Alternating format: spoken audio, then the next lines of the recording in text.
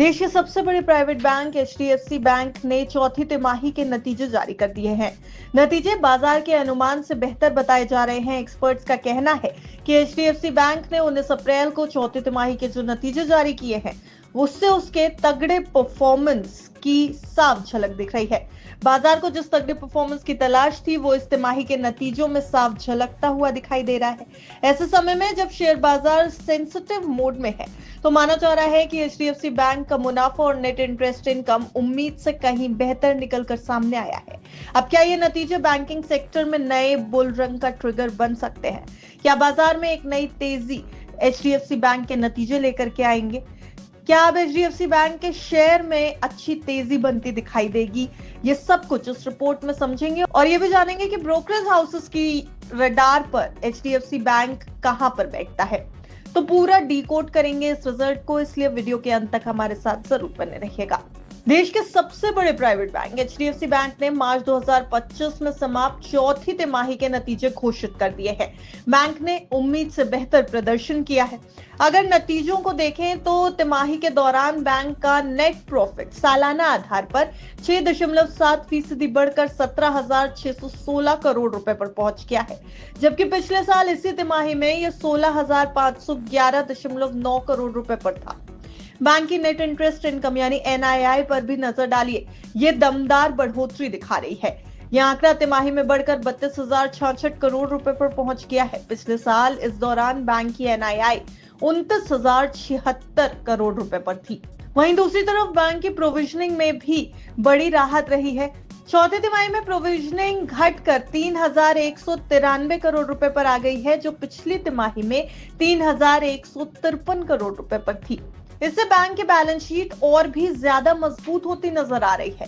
Bank की net interest margin यानी NIM के ऊपर नजर डालेंगे तो यहाँ भी आपको सुधार होता हुआ नजर आएगा।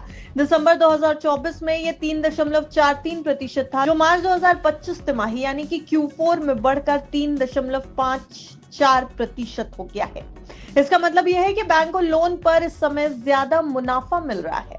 अब बात अगर एसेट क्वालिटी की करें तो इसमें भी सुधार होता दिखाई दिया है।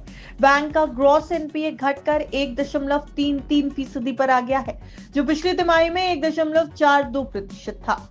वहीं नेट एनपीए की बात करेंगे तो यहाँ भी 0.40% से घटकर ये 0.43% हो गया है। ये आंकड़े बैंक की मजबूत क्रेडिट प्रोफाइल और रिस्क मैनेजमेंट की ओर इशारा कर रहे हैं। हालांकि बैंक ने तिमाही नतीजे जारी करने के बाद निवेशकों को डिविडेंड का तोहफा भी दिया है। एचडीएफसी बैंक ने 22 रुपए प्रति शेयर डिविडेंड देने का ऐलान किया है, जिसकी रिकॉर्ड डेट 27 जून 2025 तय की गई है। यानी अगर आपने उस दिन तक बैंक के शेयर अपने पास रखे हैं तो आपको ये डिविडेंड मिलेगा। शेयर बाजार में भी बैंक का प्रदर्शन शानदार दिखाई दिया। बीते हफ्ते की अगर बात की जाए तो 17 अप्रैल को एचडीएफसी बैंक का शेयर 1.48% की बढ़त के साथ 1,905 रुपए पर बंद हुआ है। वहीं पिछले एक साल में भी बैंक के शेयर ने शानदार रिटर्न दिया है।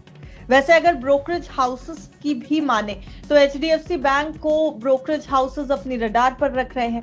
बैंक को कवर करने वाले 48 एनालिस्ट में से 42 ने इसे बाय रेटिंग दी है, जबकि 6 ने इसे होल्ड करने की सलाह दी है। बीएनपी परिवार ने बैंक का टारगेट प्राइस 2,660 रुपए तय किया हुआ है, जो सबसे ऊंचा माना जा रहा है।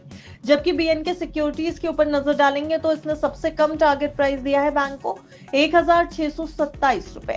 गोल्डमैन सैक्स ने भी एचडीएफसी बैंक पर अपनी रेटिंग बाय बरकरार रखी है। हालांकि इन्होंने टारगेट प्राइस 2,087 रुपए का दिया हुआ है। आपको बता दें कि एचडीएफसी बैंक का निफ्टी में 14.4% और निफ्टी बैंक में 39% का वेटेज है, यानी इंडेक्स की चाल पर इसका सीधा असर होता है।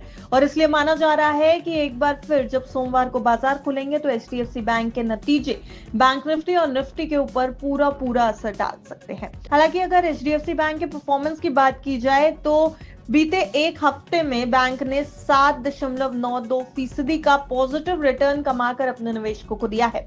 वहीं बीते एक महीने में इसने निवेशकों को 9.5% तक का रिटर्न दिया है। बीते 6 महीने की बात करेंगे तो बैंक ने 10.5% के आसपास का पॉजिटिव रिटर्न अपने निवेशकों को दिया और बीते एक साल में इसने 24.46% का पॉजिटिव रिटर्न कमा कर दिया है। अब तक अगर बैंक की परफॉर्मेंस देखी जाए तो अब तक का रिटर्न इसने निवेशकों को 6.90% कमा कर दिया है। कुल मिलाकर एचडीएफसी बैंक ने वित्तीय वर्ष 2025 की चौथी तिमाही में एक शानदार प्रदर्शन सामने रखा है। माना जा रहा है कि निवेशकों का भरोसा इस रिजल्ट के बाद और मजबूत हो सकता है और एचडीएफसी बैंक के स्टॉक्स पॉजिटिव रिटर्न दे सकते हैं। हालांकि ये रिपोर्ट जो हमने आपके सामने पेश की है, ये सिर्फ और सिर्फ आपकी जानकारी के लिए है। अगर आपको बाजार में कहीं भी निवेश करना है तो बिस्तक की आपको सलाह है कि आप अपने फाइनेंशियल एडवाइजर की राय जरूर ले लें। Bureau report, बिस्तक।